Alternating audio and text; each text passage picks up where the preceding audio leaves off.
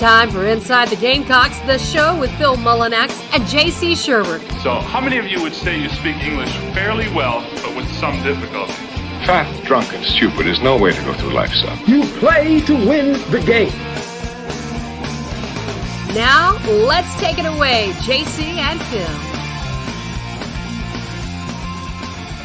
Inside the Gamecocks, the show. This is J.C. Sherbert. He is Phil Mullinax. Today is November 1st, so we're on the No Shave November, right? No shave. I got in the Nana's Porch chat box before we got on the air, Phil, and I saw Kreger was in, as he always is, bright and early, and he's like, moving on to Vanderbilt, and all I thought about was like Bill Belichick, where he's like, we're on to Cincinnati. Yeah, that's exactly what I've been feeling this morning too. That and the harsh realization of how fleeting and precious the football season is now that November 1st is here. I know. By the end of this month, it's over. The regular season's over. You hope Carolina gets to a bowl game. I still think they will. Yep. Some news notes, and then I got a funny Halloween story from last night. Corey Rucker out for the year. I don't think that's a huge surprise. It's been trending that way. Kept re-injuring that foot. Transfer in from Arkansas State, of course, caught the 52-yard touchdown pass from Luke Doty against Charlotte. Good player. Was supposed to come in and play this year and help. And so he'll probably, guys, with the transfer portal, you never say, well, he'll be back next year. It'll be good to go. But I think he'll be back. I mean, I'd be surprised if he left again and all that. So he's out. Marshawn Lloyd on the injury front. According to a source last night, Tony Morrell reports from thebigspur.com that Marshawn is healthy and ready to go. I think that's kind of everything, Phil. I think without him, losing out becomes a strong possibility. But sure, with him ready to go individually, he does enough, I think, to where, you could put some things back on the table for this team. For the rest of the year, regardless of what's going on with the offense, and we all know that. So that's a news and note segment there about Marshawn. So he should be ready to go for Vandy. Good luck to the Commodores stopping Marshawn Lloyd. Vandy's not very good pass defense wise, so maybe the Gamecocks can get it going. And maybe we say that every week, but maybe they can get the pass game going this week. Maybe that's what this is. Nana's Porch chat box before Sawyer Nix comes up here at the bottom of the hour with the mental edge. We always love that. Visiting with Sawyer every Tuesdays. And other than that, it's kind of a free-for-all day today. Today's poll question, since Gamecocks are traveling to Nashville. This is interesting because kind of the reason we're on this show right now, Phil, is because I wrote an article during the pandemic about top road trips, in my opinion, for the SEC. Now, everybody's got a favorite, right? Some people love LSU. Some people love going to Florida. Some people love going up Tennessee and staying over in Pigeon Forge. I personally, I kind of like going to Ole Miss and hanging out in Tunica for a little bit. There's or Memphis. There's all kinds of, road trips around the league. But my question was, because I voted for Vanderbilt. And here's why. Nashville's so much fun. I lived there 7 years, very familiar with it. Probably will never move back because it's expensive as all get out now. It's like twice as much to live there as when I lived there. It's like nice and cheap and big, and you're like, yeah, woohoo, Now it's become all bougie, and I think they figured out the demand is there, so they jack up the prices. Like I used to be able to go downtown on weekends and go hang out and go out and stuff because I didn't live like in downtown Nashville, and I could get like a hotel room at Embassy Suites for like $99.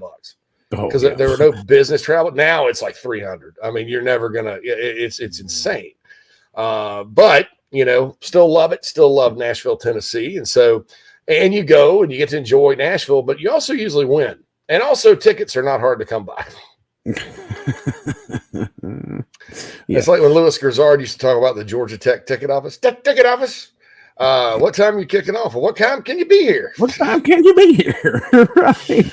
Yeah, we got plenty of tickets, but so that's the poll question today. I figured I could keep asking about the offensive coordinator and get like yesterday was 99%.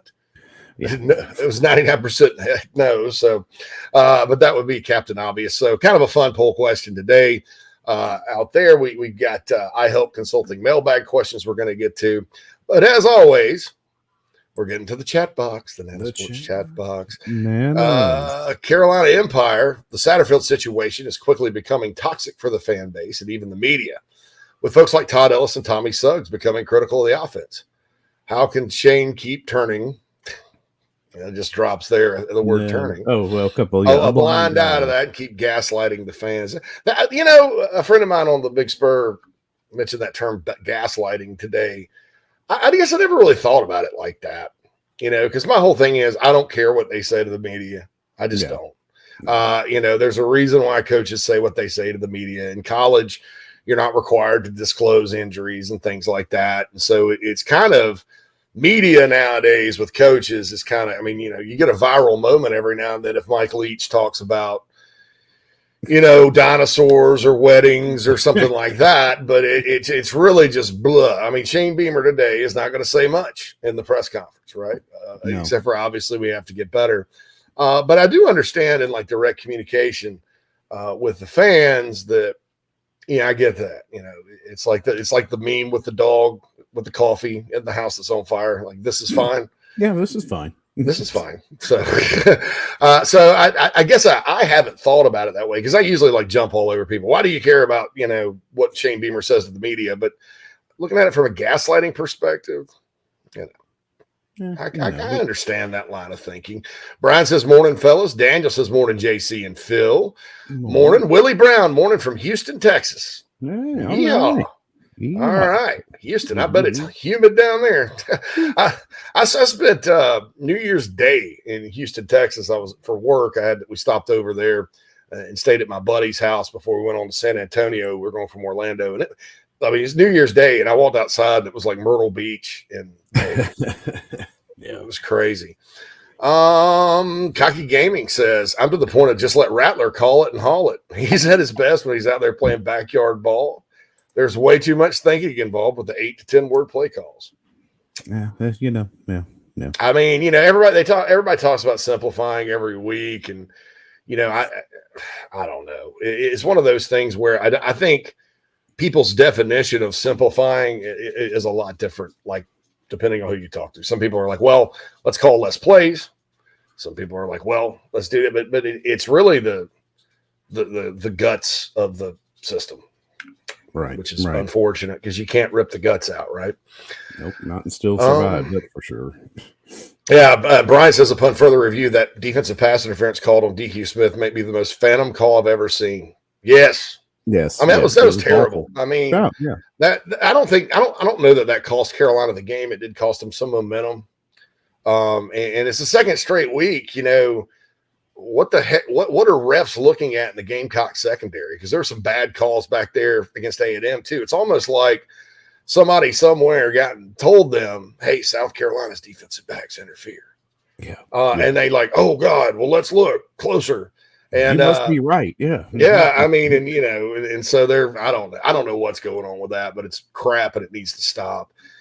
RB says, guys, stop talking about Sat. This is on Shane. Remember that? I was scolded for bringing up the guy's immaturity, but the fact the guy is still here speaks volumes. No, I think the immature thing to do, RB, buddy, would be to just fire people in the middle of the season because you're mad about losing a game.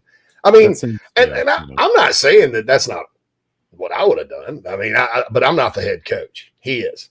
And it's his responsibility, you're right, to get it fixed. I don't think that anyone needs to be putting a mandate on him, making a drastic change in the middle of the year with no person to really take over when he's trying to win more football games and get to a bowl. And so that's what I think. I'm just, I don't think that's immature. I think there's multiple ways you can look at it, and you can also interpret it as a mature move, play it out. Don't do anything crazy.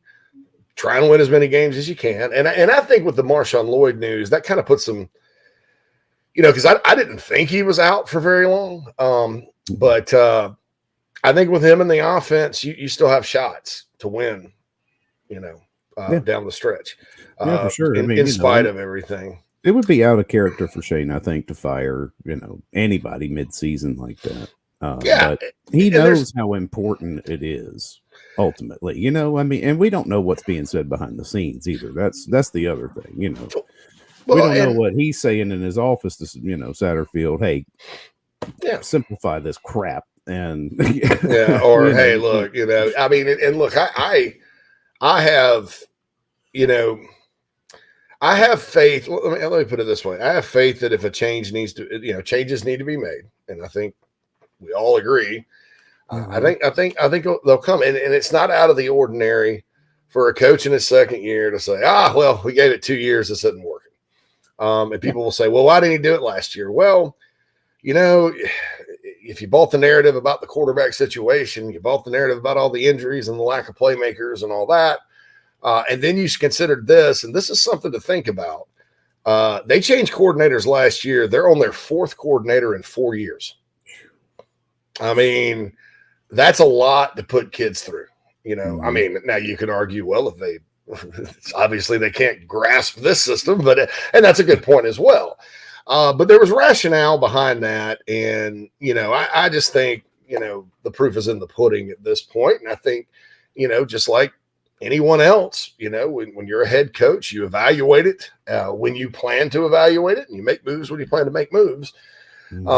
Doing some checking into this further yesterday, there's just really nobody on staff to take over. I mean, it literally would be like handing somebody a burning house and saying, fix it, build it.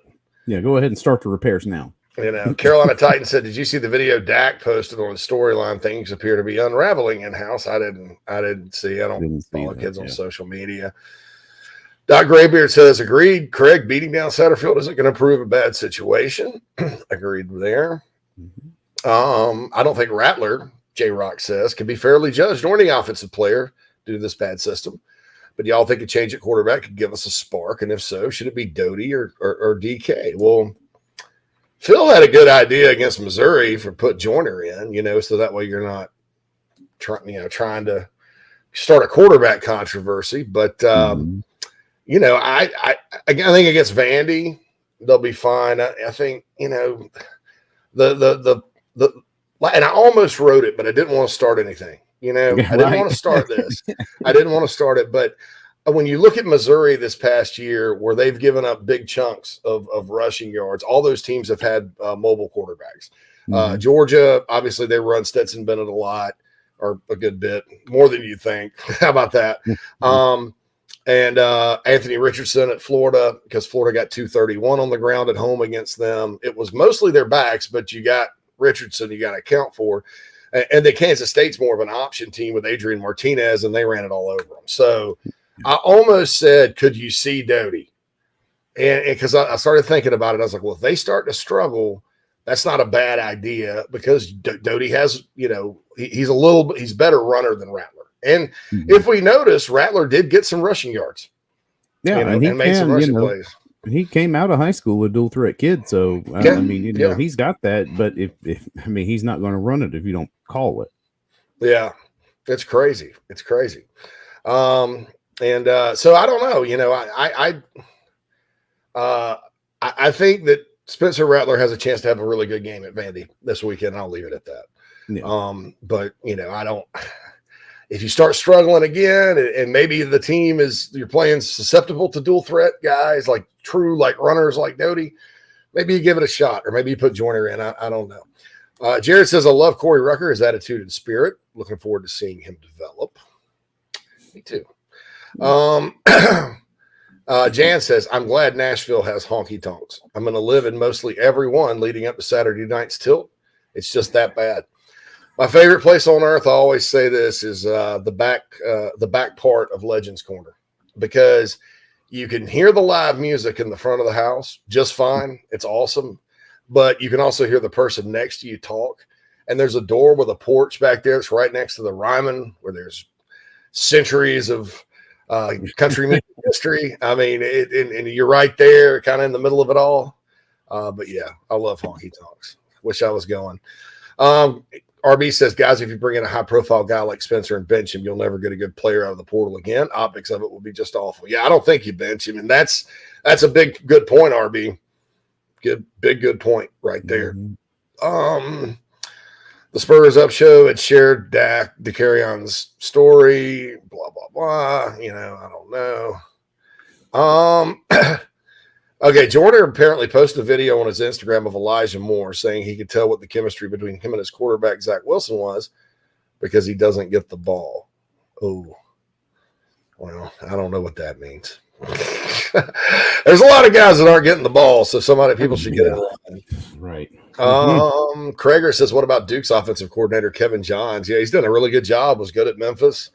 Man, Duke went to Miami and just punched them in the mouth.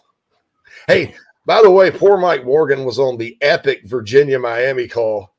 Really? I don't think that game had a touch. Poor Mike, he had to come. He's like, I'm going to Charlottesville to call Virginia-Miami, and that's a crazy thing right there.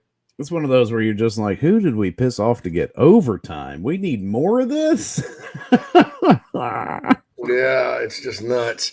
So that's the thing there with all of that. So, all right. So Halloween last night, we forgot to get candy. And we had work. I was putting up video. The kids aren't here. Okay. So they were at their dad's. So they've costumes, and all that. We weren't even aware.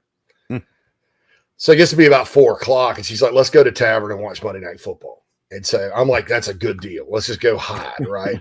And so we go up and hide. There's about 6 people there. Everybody's out doing whatever. Nobody's, I guess the bartenders were dressed up or whatever. So we're sitting there having a good time, munching on some wings. And I forgot we have this thing called a Blink doorbell security system, where if somebody's at your doorbell, you pull it up and then it's a video and it shows you that. So this thing starts going off, right? And it's the saddest thing ever. There's these little girls and boys dressed up at the door with their little pumpkins, like, oh, trick or treat. And then like the look on their face when nobody comes to the door. Right. I was like, oh my God. I mean, I'm sitting there like with a level 9 guilt trip. I'm like, we should have just left some candy out. We should have just done this. Yeah. I had I thought it was out of sight, out of mind. I had no idea I'd have to live that last night. I mean, my gosh. I was like, oh, because every 10 minutes, that kind of thing. So, I don't know. I don't know with all that. So anyway, that was my Halloween night story. I help consulting mailbag. I am bro. Response to the poll question. He says the best SEC road trips involve football first environments. Nashville is the best city that happens to have an SEC team, but seeing Vandy plays nowhere near the most fun to do there. I got you. I mean, and look, everybody's going to have a different answer. Everybody's going to have a different answer. Dope Man comes in with an awesome thing. He's a Gamecock Nation. He's a positivity right now, JC. So what is the Mount Rushmore of Eric Church songs? So I saw this. And we'll probably ask Jamie this tomorrow. So I have Sinners Like Me, a lot of boot left to fill, Pledge Allegiance to the Hag, and These Boots. And it was tough, that fourth one, because I had a lot. You got a lot of outside looking ins there, yeah. Yeah, I was like, there was a lot into that. So a lot into that. So that's the deal there, the Eric Church deal right there. Cocky Gaming says basically the same for me, JC, except I was taking my boy trick-or-treating. Lucky it was only a couple of kids, but I felt bad. Yeah, just like, and they're little kids. They're like 3 and 4, like first, second trick-or-treat. And you're just sitting there going, oh my God. And I mean, it's heartbreaking. And just the look on their face, like, candy. And then like, no candy. No. And you're like, I caused this. But this is my fault. This is my fault. Creating a traumatic situation. I'm sitting there looking at my wings and my beer and the football on the TV. And like, this is basically paradise for me, right? And I was like, Nat and I took a selfie. We're like hiding out, Halloween. And then all of a sudden the door thing starts going. And I'm like, oh my God, I'm a bad person. We're bad people. No, we are bad people. And I just totally hate it, man. I was just like, oh God, I woke up this morning feeling bad. Krager does have some advice. Says turn off your doorbell notifications. Mine goes off when the wind blows. It's scary sometimes, Krager, because like at night, The wind will blow, yeah. and it's like someone's at your doorbell at 3:30, and you're like, oh my God. You know, I mean, and you're like, who is that? It's just the wind. It's just the wind. I pushed my two to the limit last night because my youngest one is now old enough to finally like complete the circuit, and we live in a destination like Halloween zone, right? So yeah, we they're about 3/4 of the way through. It's like, oh, there we gotta. I'm like, no, we're gonna finish. This is the year. We're gonna get done. I'm sweating. I was like, gotta get rid of those calories. There's a price to be paid for this free candy. Price to be paid. So, there's a price to be paid. That's awesome. Austin says Monday Night Football at the bar over Halloween. Keep that woman close, JC. Yeah, no doubt. Yeah, that sounds awesome. I think, you know, VJ Belmont's in the chat box. He says, while there's no arguing that play calling has been inconsistent, players are accountable too. It's time for the players only meeting to rally back together and win anyway. I agree. Look, nothing says they can't go win, right? Yeah. Nothing says they can't go win Saturday. And then you move on to, we're on to Florida. We're on to Florida. You know, so you're on to Florida. So, you know, and then you look, man, I'm just going to quit thinking that Georgia, Tennessee is going to be interesting this weekend, but I'm going to quit doubting Tennessee. I'm going to just admit they're really good on defense too for what they do. You know, what they did to Kentucky's probably, that game was at home. They have to come to Williams-Brice, but you know, South Carolina, Kentucky, Missouri, they're all kind of similar. Can't score, good, decent defense, you know, that kind of thing. I just, you know, it's going to take something masterful for the Gamecocks to stay in it with the Vols, I think. As things stand now, you never know what's going to happen 20 days from now. But I'm just going to quit thinking, well, somebody's going to get Tennessee eventually. They're not that good. Well, man, I'm just going to say I'm wrong. I've been wrong all year about a lot. So Carolina Titan says Vandy was more competitive than Missouri than we were. That's not a guaranteed win now. I've been worried, Titan, about this game all season. Yeah, that one you've been. I've been like, nah. I actually feel better about it now with the Gamecocks coming off of a loss than I probably would have after a win. And it's the same reason people were nervous about last week. You're just waiting for the other shoe to drop. So Brian says Carolina and Living Part of Life are my favorite Eric Church songs. I like Carolina quite a bit. It's North Carolina that he's singing about. So sometimes I'm like, it doesn't necessarily make me wax nostalgic about home, but I do love that song. 76 says, thank goodness I was away at work last night. Still want some candy. Daddy O, 3rd and Lindsley is the best place in Nashville to get a lot of local interaction. Always better where the locals go. Agreed. I used to go to Losers, not downtown. It was out in the shopping mall near where I live. And there was a Losers. Because they had two bars there, Winners and Losers. It's near Vandy. It's a fun time up there in Nashville. Saunders says he's been pumping Kevin John since the preseason. Only concerns his recruiting, previous areas and recruits page. That being said, SEC is a different animal. Someone that hasn't really been at a big place, I don't know that you can, unless they're like going and, you know, getting 5-star or 4-star guys to group of 5 schools like Tom Herman was at Houston. Yeah. You know, I'm always like of the opinion, I don't know what kind of recruiters they are. You have to kind of check that out. But I do like his system. And I think Mike Elko, who's their head coach at Duke now, he replaced Cutcliffe, made a good choice. Krager's never heard an Eric Church song. It's, you know, I for a long time, I wasn't into Eric Church.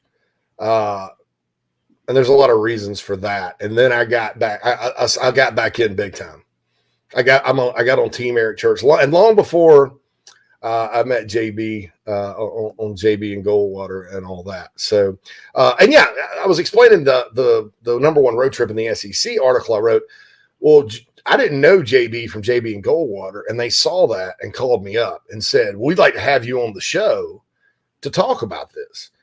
And so I got on there, and it was just like the most fun I'd had in like months, just waxing with those guys. So I got on every week. And as we all know, Inside the Gamecocks, the show, you know, kind of the idea was to fill kind of the void. It's not identical to JB and Goldwater. If JB came back, that'd be great, but it was kind of to fill the void there. And so that's kind of writing about Nashville and being a good road trip is probably the reason we're here. Crazy. Yeah. So just hope the good Lord doesn't strike me down and blow the computer today because of my shameful denial of kids' candy last night. That's right. Yeah. I'm going to have to watch I'm not going outside if it rains. Steven says, reading Mama Bell's tweets makes me worry Shane isn't listening to anyone on SAT. I can tell you beyond a shadow of a doubt that's don't assume that. Yeah, that's the wrong destination. Yeah, don't. Yeah, I mean, and I get it. Those tweets are tough. I mean, it's tough to read, tough to hear. So, Titan says, "What's y'all's take on Auburn pulling the plug on Harsin? It seems those winning programs don't tolerate failure. They just head coach situation. They make bad hires, dude. I mean, I mean, look." And Tennessee struck gold with Josh Heupel, right? I mean, and I thought, looking back on that hire, and you guys know, and I'll admit it, I'll eat my words, never been a Heupel guy, okay? Didn't care for what he thought. There was a reason Stoops let him go at Oklahoma. I thought there was a reason Missouri could never score against good defenses. Saw UCF go from undefeated to 6-4 while he was there. I mean, I've never been a Heupel guy, and I'll admit I was wrong. Okay. And I'll admit he's also evolved and he's got a great quarterback, blah, blah, blah. The list goes on and on. But they knocked it out of the park. And I thought it was genius of them because look, if you're Tennessee at that point with the probation, the ugliness of the Pruitt era, McDonald's bags, Fulmer getting dismissed. I mean, there was another round of drama up there, right? And so if you're Danny White, their new AD, I think what he did was once Tony Elliott turned it down, didn't want it. And I think once he got there, he was like, shoot, here's what I'll do. I'm going to hire Josh Heupel. And even if we don't win, we're going to score points and keep fans in the seats, right? And that's kind of what they did last year. They were high scoring bunch, but went 7-6, lost the Music City Bowl. And then it just blew up this year. Yeah. And so the winning has come with it. And I think that's great. But, I don't think it's wise. I mean, I didn't think it was the smartest thing in the world to fire Dan Mullen if you're Florida.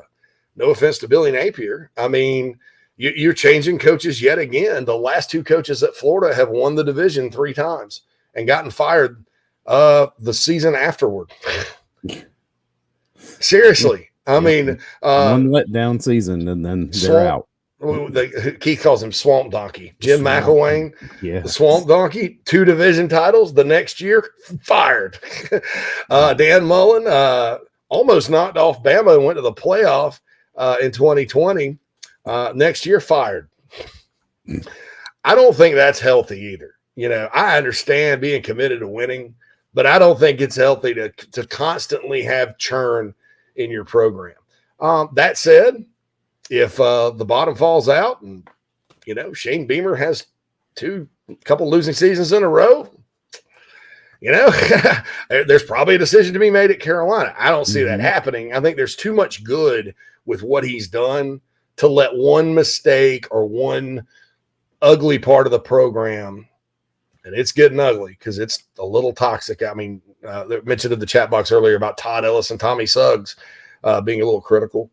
I didn't hear that, but that's what people are saying. When those guys kind of are like raise an eyebrow, something's up. Oh, play calling. Touchdown, Carolina. Touchdown, Marcus Satterfield's play sheet. Pour some sugar on me. Red China Johnny Red. All right, anyway. I text Phil one from we didn't start the fire. All right, we got to get to a break because we got Sawyer Nix and my mouse on my computer. I'm getting a little notification here. I need to connect it to USB to charge. I need the mouse for the show.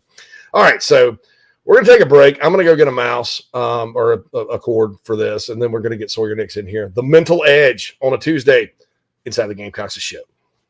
Just as your State Farm agent combines good neighbor service with surprisingly great rates, you can combine your home, auto, life, or small business insurance with Tony Pope State Farm Insurance today. And guess what you'll get?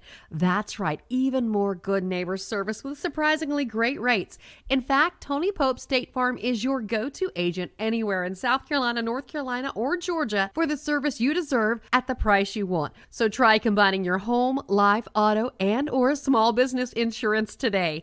Tony Pope State Farm has been in business for more than 30 years and can handle anything you need in the tri-state area. Once again, Tony Pope State Farm will help you mix and match perfectly. Call 843-851-2222 or visit TonyPope.com today. Like a good neighbor, State Farm is there.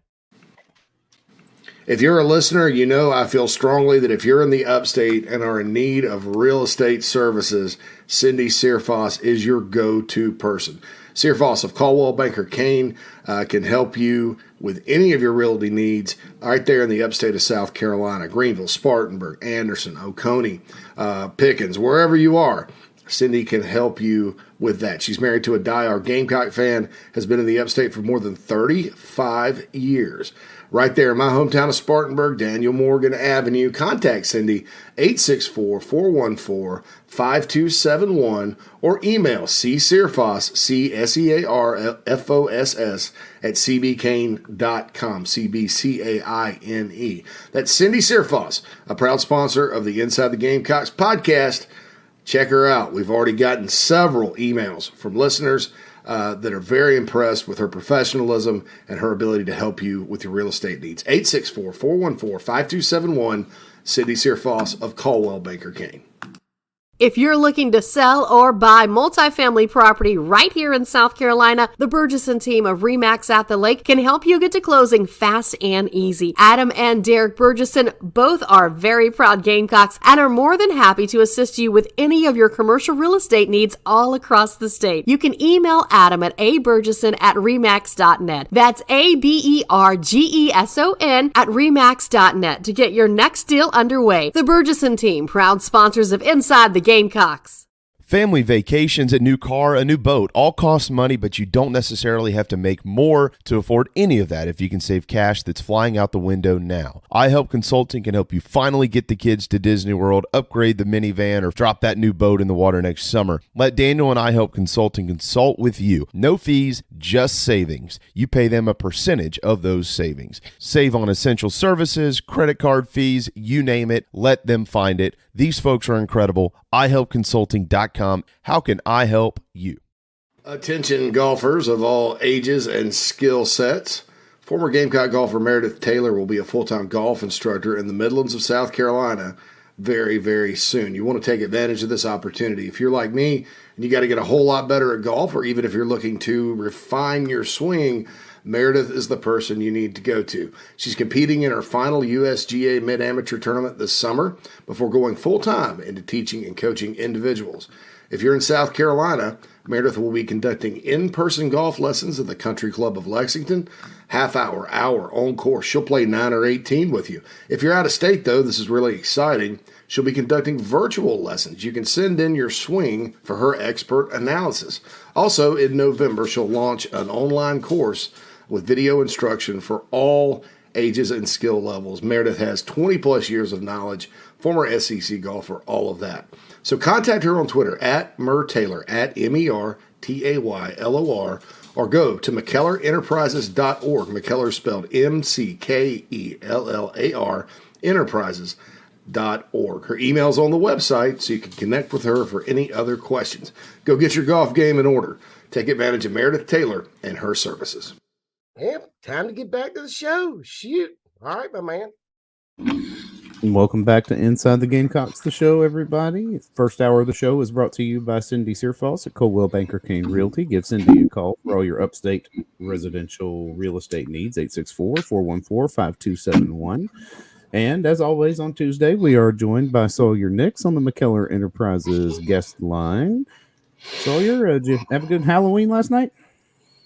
It was okay. I ended up staying at home, having a few kids come over to the house, and we gave away part of what my son got the night before and then Friday night at school. So we didn't even have to buy candy to give away. It's like, hey, you got so much, let's give out your bucket. Nice. So That's a pretty good strategy. good. Yeah, I may have to implement that next year. Go to a trunk or treat or two, before the day, and then you don't have to buy any. Genius. I'll have guilt for the rest of my life about what happened last night. I just letting you know. We hid from the kids, and the Ring doorbell got us, or Blink or whatever we have. And so I'm sitting there, we're out, and I'm looking at sad kids come to my door, ring the doorbell, nobody there, sad, no candy. And I felt awful. It happened 10 times. I mean, I'll never get over it, ever. Well, I think there's something sadder as a kid. My grandmother had a neighbor. She gave away many boxes of raisins. That's more disappointing than going to a house and not getting anything. I think it's actually getting something and finding out, oh no, what is this? Yeah, well, all along the route, I get handed bags of pretzels. Yeah, I like pretzels and the mini bags of Doritos and potato chips. I'll sneak those away. Cheetos especially. Don't get me around Cheetos. I could probably stand to not eat as many Cheetos these days. But look. All right, Sawyer. So obviously, deflating loss on Saturday. I was there. Yeah, it was pretty awful. And then a lot of things that I think have been a little bit, I don't know, unfortunate, but leaky on social media from players, parents. I don't want to say this is a toxic situation right now. I will say I think it looks like a situation that's coming to a head. With the offensive coordinator, if you're a player, do you block that out? Because look, man, there's still 4 games to play, and they don't beat Vandy this weekend, the wheels are coming off. Okay, you got to go win that game. I mean, and then go try to win another one. Go win that game, get bowl eligible, let the chips fall where they may. But after what happened Saturday, a lot of frustration, a lot of hurt. A lot of anger, some finger pointing publicly. I don't think internally that much, but, just looking at some social media stuff from players and parents and all that, there are some unhappy people. So how do you stay focused, go to Nashville, and try to win a football game? Well, I think part is acknowledging, not ignoring. I think some people are like, ignore this, ignore that. I think if you hear Coach Beamer in several of his press conferences, as he talked about Kentucky, he's like, yeah, I acknowledge we have not beaten them. I acknowledge what the coach said. Obviously he said that after the press conference. But to the team, it's acknowledging, yeah, we're in a rough spot. I don't think you can pretend that things are great. But if you're within the building, team or staff, players or staff, acknowledging, yes, this was a missed opportunity, but here's why. Here's the play where somebody missed the assignment. Here's a play where somebody missed a block, missed a tackle, over pursued, didn't set the edge. And so that's where the coaches and players go back to those smaller details of, this was overall, it was a bad experience, but why was it a bad experience? Well, yes, the refs hosed us on a call, but we have to overcome that. We can't let that become a domino effect, a cumulative effect, and lead to another thing and another thing and another thing and another thing. We got to get a grip on each individual play and doing our best assignment. I saw a good quote from Luke Doty that appeared on Twitter was lock the doors and ignore the noise. And I think that's what the message is from the staff. I think, I don't remember who wrote it. Maybe it was Coach Beamer at his press conference on Sunday evening, said that people were not shaking hands and high-fiving after the 1-2 start. Things were not looking that great. Things were kind of, okay, we got boat raced at Georgia. That wasn't even close. So do you flush the season down then? No. Well, all of a sudden, 5-2, and then everybody's, oh, great, you're doing great. You're going to have a great year. And then all of a sudden, back off. So his message to the team is, look, there's people, when you're doing good, when you're winning, people are going to be all over you, tell you how great you are, tell you how much you're loved, tell you how many opportunities you're going to have, all these things. But when things are not going well, they're certainly going to point fingers and look down. And his message is, regardless of where we were and where we're at, we have to keep moving forward, keep looking at our own individual responsibilities within the team and focus most on that more so than any other noise that's out there or any other cracks in the foundation, I guess I'll say. Yeah, and look, I get where Beamer's coming from about the circle being smaller and stuff like that. And then, I deal with the good people here that listen to this podcast and participate in the chat and the emails, and I deal with thebigspur.com. That's 98% of my interaction with Gamecock fans, like interaction. But part of my job too is to kind of see what the pulse is on social media. And so at first I was like, well, because these folks here and on the website, they represent sort of the diehard, informed, if you will, portion of the fan base. And then there's that's like 10, 15% of the total fan base. So at first I was like, well, the people I deal with, they're just mad at Marcus Satterfield. They're not mad at the players. They don't blame the players at all. Nobody's blaming the players, I think, with a brain, out there. And so at first I was like, well, come on, man. I mean, Sat's taking heat, but the players aren't. Everybody still loves the players and all the other coaches, for that matter. Everybody knows why they lost that game. And so, that was my initial reaction. Well, then I got on Twitter and I saw there's just people, and I don't even know if they're Gamecock fans or just trolls or whatever, that really do blast players, which is unfortunate and sad in a lot of ways, sending these tweets, these guys and stuff, these college kids, whatever. I think it's okay to have an opinion and be critical of the play, but some of it gets really personal. When you call a player garbage or trash, you're an idiot. I mean, and you would never do that to his face, but anonymously on Twitter, yeah, I mean, come on, that doesn't take a big old man to do that, right? So I do see what he's talking about. So I wanted to explain that. Obviously, you're Marshawn Lloyd. You missed half the game. It's not a serious injury. He's going to be back. And it looked like, honestly, just from a football standpoint, had he stayed in the game, we may be talking about a different outcome.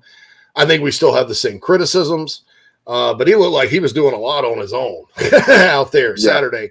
So you don't know what would have happened had he stayed in and gotten the ball more. I think Carolina can be competitive down the stretch and win their share of games as long as he's healthy. But it's come to that. It's come to, hey, this offense is on Marshawn Lloyd. I think he's poised to handle it well, but is there a added pressure or when it just comes to that, and then that becomes the reality that, hey, the offense is going to go as you go, so you may as well you have to have a great game for us to have a chance to win.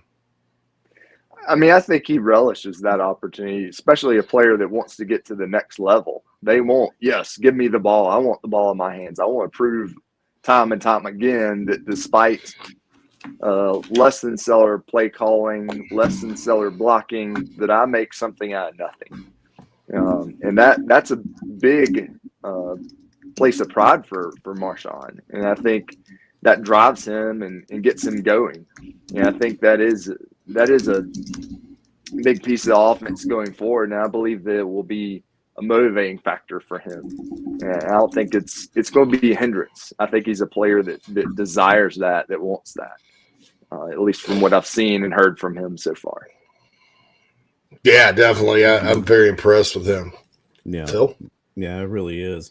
So looking ahead, you're moving forward, right? And I think that, and JC, you alluded to this earlier, is that you feel a bit more confident about the Vanderbilt game than, say, we did, a couple of weeks ago, being a trap game and things like that. I think that speaks directly to the ability of the team to handle adversity and then come back from that, where we were having a hard time handling success. How do you, in a player's mind, kind of balance those two things, Sawyer? Like adversity, success. Does it have to be a roller coaster, or is there a midline that you want to reach? I mean, I know we all kind of do that in our own lives and try to find something to smooth out the hills. Right. Yeah. I think, again, they're trying to focus on individual plays, individual assignments. Some people, and maybe JC, I think you perhaps wrote a little bit about this, that there's some response that they didn't handle success well after the A&M game. And that was know, Keith. Keith said that yesterday. Okay, yeah. and I don't know that I agree with that. That I don't want to say there's evidence that's saying no, that's wrong, but also at the same time, I think there's some transitive property there. Well, this happened, so it has to mean this. Well, just because they were doing well and then they lost, that doesn't necessarily mean that they didn't handle success. I didn't see it as much as that, as they came out flat. You know, one of the things I was looking for as the game went on, I was looking for a player to stand up, get a personal foul, you know, fight back. There was some, you know, chippiness going on throughout the game, and I wanted to see some more energy, some hard hits, some taking some guys' heads off. You know, not egregious, not just careless, but I want to see some counter punches thrown, and I just didn't see any of that. But I don't know that I would say that they didn't handle success well. Obviously, they haven't been in this position before. But I think it's also hard to say that, you know, their success was built on, again, in my estimation, winning ugly. And that meant winning despite the offensive deficiencies. And I think it's going to be a limp to the finish for the Gamecocks. It's going to be despite these deficiencies, how can they continue to win and overcome and persevere? And again, I think the coaches, that's their message is, you know, despite us not, again, reaching our expectations of how the offense should look or what it should be, we can still have success. We can still do our individual assignments, and we can still do our best despite the fact that things are not going as well as we hope them to. That doesn't mean that we can't win. We can continue to win. The defense can continue to have good games, and they've had several great games, and even when the offense hasn't played well. Unfortunately, it fell on a game where the defense did not look good from what I was watching. And I know the stats in the second half showed a little bit of improvement, but there were still times where I felt like it was 2nd and 3 the whole game. You know, there were very few 2nd and 10s, 3rd and 10s. Everything was, every time they touched the ball, 4 yards, 5 yards gained, you know, pretty much consistently through the game. And then all of a sudden a pass over the top, guys out of position. And so I think it will be, how does every individual player do their absolute best and focus on their individual assignments moving forward and be resilient and continue plugging away, ignoring the noise, keeping the circle small, and just limp to the finish. I think that will be a key. Mm-hmm. Yeah, for sure. I agree. Ahead, are we doing a giveaway this week? Yes. Score so for Friday, yeah. We'll I meant to mention that. Kind of get this written down. So I will decide. I'll have to collaborate with perhaps the two of you on what exactly we're going to do. But I was thinking a slightly bigger giveaway than what we've done before.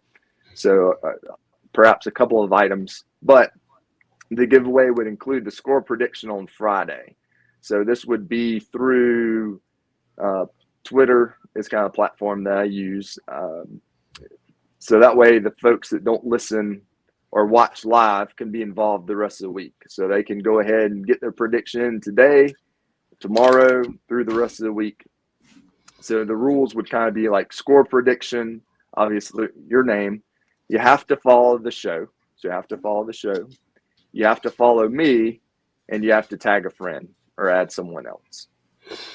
Cool. And the person with the closest score would win the prize. Closest score. All right. Yeah. If few people nail it, we'll just do a. Then we'll just throw then we'll throw their names in a hat, and then we'll draw out of that. Awesome.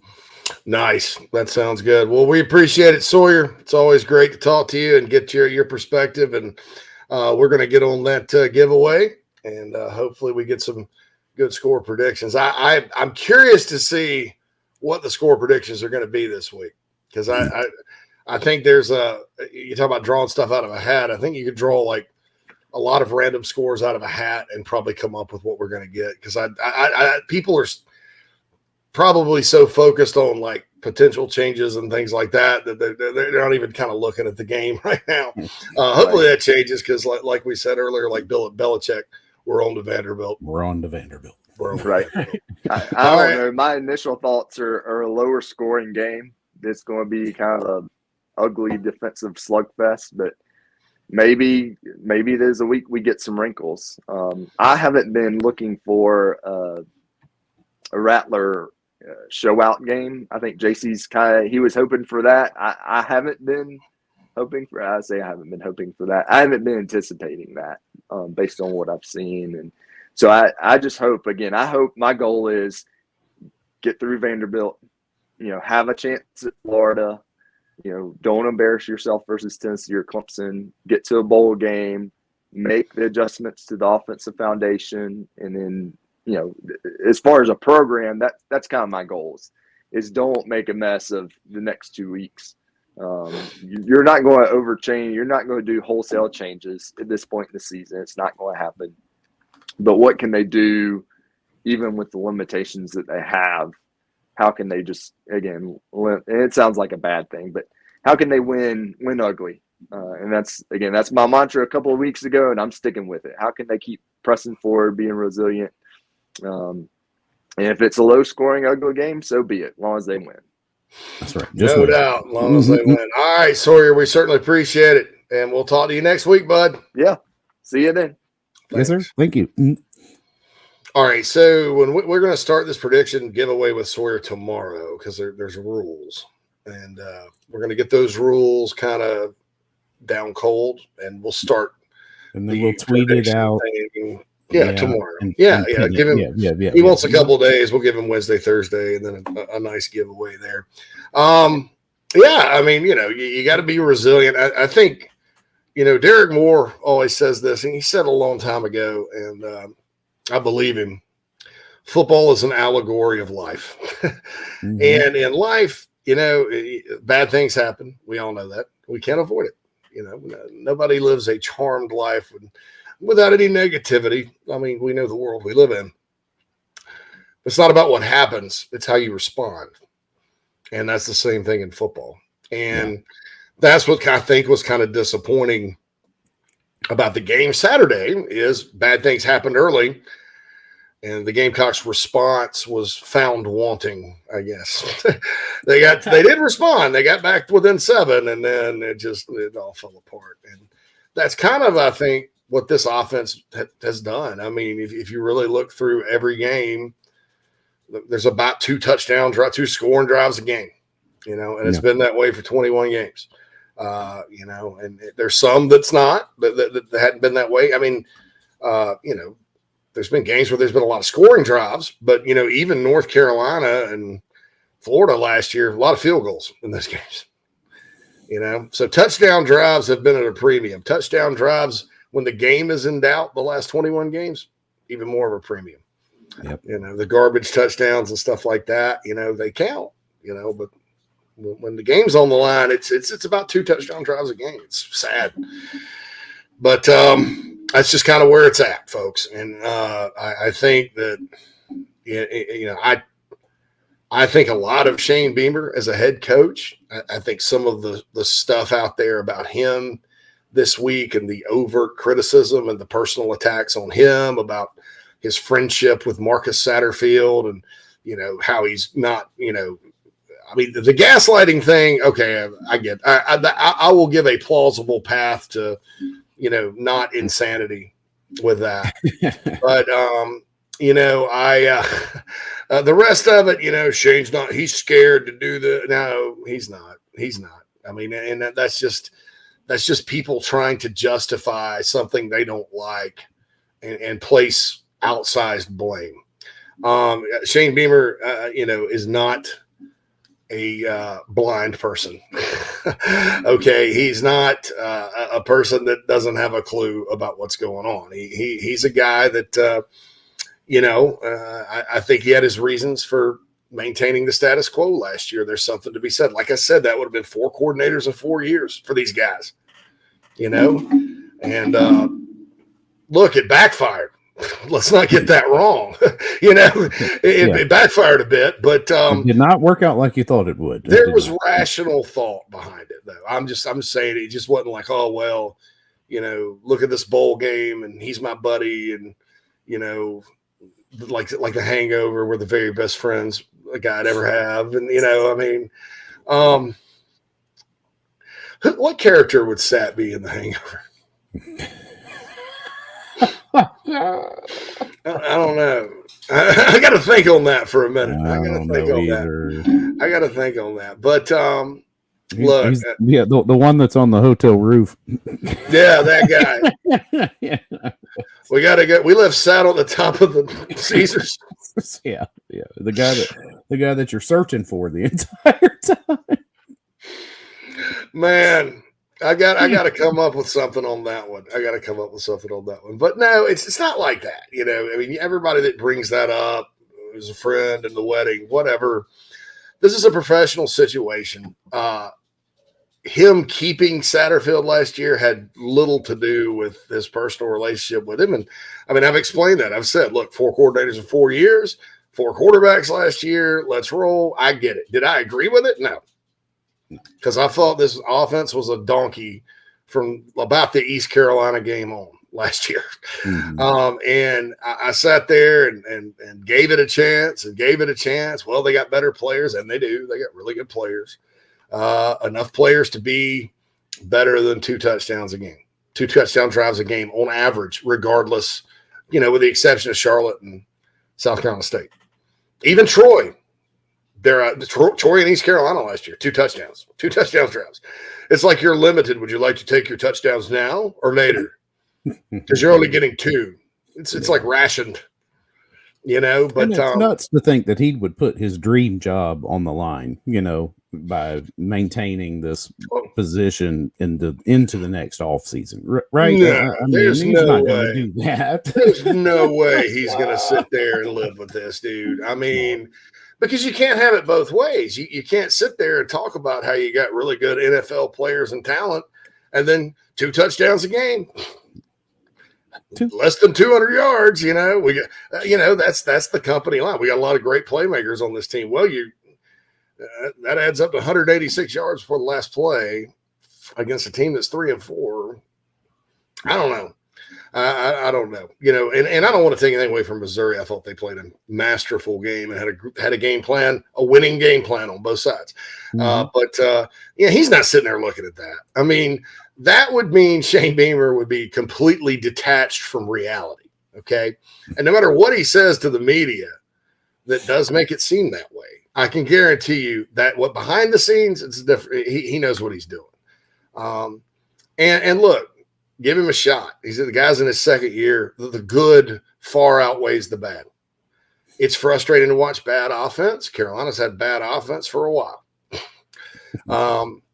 Even some of their better teams under Holtz and Spurrier were not all that great on. They didn't go up and down the field. And certainly during the Muschamp era, they didn't. And certainly the first 2 years they haven't. But you can't really blame him for what happened here before. Yeah. All you can do is he's got to be accountable for everything in the program. I think probably we'll look back on this season and go, Gamecocks left a lot on the table that year because of the offense. Could have won more. But hey, that's football and that happens. And what you do is you keep recruiting, you go fix it, and you move forward. That's what good head coaches do. Bad head coaches, make horrible decisions, over and over and over again. And they don't, they if you look through the years here, those that have gotten fired have been the ones that can't get coordinators right. And that make, like, when it's on the line, they make a horrible decision. Like Brad Scott hiring Chuck Reedy at the end. That was not good. That was everybody. They're like, wait a minute. Yeah. Your defense is god awful, Brad. Your offense has been okay. You go up and down the field. You got Anthony Wright coming back. It's 1998, right? And hey, you're only 5-6 last year, and Wright got hurt, and you're 5-3 before that. But your defense sucks badly. Donkey. You need to fire Wally Burnham And we'll go, Mike McGee was like, we'll give you a blank check to go hire whoever you want, best defensive coordinator you can find. Brad's answer was, well, no, here's what I'm going to do. I'm going to keep Wally. And I'm going to hire Chuck Reedy, and we're going to run an offense from 1983 and run the clock out. Yeah. So our defense won't give up that many points. I know. Next thing you know, he's 1-10 fired. Lou Holtz, when he came in, 0-11 that first year. There were a lot of issues with that team, injuries. They weren't playing together, whatever. But Holtz tried to run his offense from Notre Dame. Again, 1993 called. They won't get their offense back. The next year, they flipped to the spread with Skip, and everything's happy-go-lucky until Corey Jenkins is the quarterback. I love the way he played, by the way. And Lou's he starts to have Tony Rice flashbacks, And he's like, I'm just going to run the offense right now and take it away from Skip. We're going to run the option. And, oh, my God. And then you saw what happened, 2 straight 5-7. So, and we don't need to rehash the Muschamp era. And so throughout the history of this program, these coordinator hires matter. And I don't think anybody's ever perfect. Spurrier ran through a lot of D coordinators, both at Florida and here. I do think that at this point, if you're Shane Beamer and you do make a change, and again, like I said, he's not blind. You have a chance to really go do something big because you've got the other. If you can fix the offense and you can continue to play on special teams and defense, which that's becoming a fabric of this program, the DNA of the program. You're not always going to get turnovers, not always going to get special teams plays like that, Phil, but they get them more often than not. Okay. Right. You plug an offense in there that can go score and you keep recruiting and all that, teams that can play that well in all 3 phases tend to compete at the highest level in the sport. And so there's the optimism because this is a fix. This is a one situation fix. Now it's going to be interesting to see how it gets fixed, one way or the other. But you look at what they're doing with the other aspects of the program and you kind of feel like, well, this is the missing link. And when all 3 phases are working well, I mean, that's going to be a team that's going to, you're not going to want to play against South Carolina. All right, we got to get to the break. Krager does add that Doritos have 47 ingredients. Thank you, Krager. We're going to be living in the Nana's Porch chat box in the second hour. Thanks to Sawyer Nix again for the mental edge, but we'll be right back. Want to catch up on your chatterboxer messages and talk about some other things. It's going to be a whole lot of fun. Second hour, Inside the Gamecocks, the show coming up after these messages. If you're a listener, I feel strongly that if you're in the upstate and are in need of real estate services, Cindy Searfoss is your go-to person. Searfoss of Caldwell Banker Kane can help you with any of your realty needs right there in the upstate of South Carolina, Greenville, Spartanburg, Anderson, Oconee, Pickens, wherever you are. Cindy can help you with that. She's married to a diehard Gamecock fan, has been in the upstate for more than 35 years. Right there in my hometown of Spartanburg, Daniel Morgan Avenue. Contact Cindy, 864-414-5271, or email csearfoss, CSEARFOSS, at cbcaine.com, CBCAINE. That's Cindy Searfoss, a proud sponsor of the Inside the Gamecocks podcast. Check her out. We've already gotten several emails from listeners that are very impressed with her professionalism and her ability to help you with your real estate needs. 864-414-5271, Cindy Searfoss of Caldwell Banker Kane. If you're looking to sell or buy multifamily property right here in South Carolina, the Burgesson team of RE/MAX at the Lake can help you get to closing fast and easy. Adam and Derek Burgesson both are very proud Gamecocks and are more than happy to assist you with any of your commercial real estate needs all across the state. You can email Adam at aburgesson@remax.net. That's ABERGESON at remax.net to get your next deal underway. The Burgesson team, proud sponsors of Inside the Gamecocks. Hey man, are you sick and tired of your business computer guy? Yes, he takes forever to call me back and doesn't always respond to the requests. Yeah, same here. I'm paying him good money. I constantly have issues. and I'm worried he's not backing up my network and securing it properly. Oh, I feel that, man. My head hurts, but I have a good lead on a good idea. I'm calling your boy Matthew Odom today from Heritage Digital. Heritage Digital is an IT firm that specializes in making sure your IT network runs like a dream. If you have 1 or 500 employees, it doesn't matter. They do it all for one monthly fee and have clients from South Carolina all the way to California. Yeah, I heard that monthly fee's low too, so I don't know why I didn't even think of that. Do you have 843-699-1001 as Matt's contact number? Yeah, man, I sure do that. Or you can go to heritagedigital.com. Man, I hear they do a no-cost assessment. Boy, this will help me. Yeah, I bet. I'm getting on that and encouraging everyone else to do the same. Heritage Digital, 843-699-1001 or heritagedigital.com, a proud sponsor of Inside the Gamecocks, the show. Family vacations, a new car, a new boat, all cost money, but you don't necessarily have to make more to afford any of that if you can save cash that's flying out the window now. iHelp Consulting can help you finally get the kids to Disney World, upgrade the minivan, or drop that new boat in the water next summer. Let Daniel and iHelp Consulting consult with you. No fees, just savings. You pay them a percentage of those savings. Save on essential services, credit card fees, you name it. Let them find it. These folks are incredible. iHelpConsulting.com. How can I help you? Hey folks, JC here. I've told you about Nana's Porch over and over again. They sponsor our chat box on the show. Don't take my word for it, though. I wanted you to hear from Gamecock pitcher Noah Hall about our sponsor, Nana's Porch. Nana'sPorch.com. Go there, food truck, catering, whatever you need. Take it away, Noah. What's up, Gamecock fans? This is pitcher Noah Hall. If you want some delicious food for your event, I suggest visiting nanasporch.com today to find out what they all have to offer. It's really good Southern cuisine based out of Charlotte, my hometown. I hope you guys go check it out. Go Cox and go Nanas. What's up? This is Jaheim Bell with the Gamecocks, and you're now listening to Inside the Gamecocks show with JC and Phil.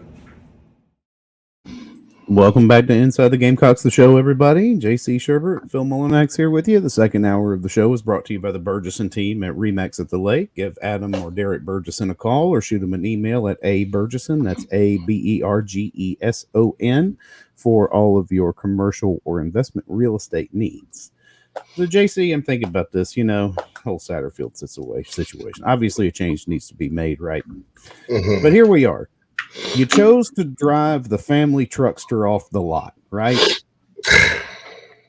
Yes. You can't change it until after the trip to Wally World's over because you didn't bring another damn car with you. You don't have another one.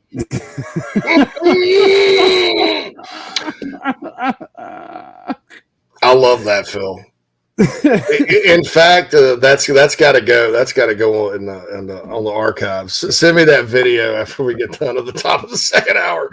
That is epic. Like St. Louis, and you lost all your damn tires and and everything.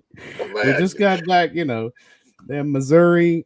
You drove it through the desert, wrecked the hell out of it.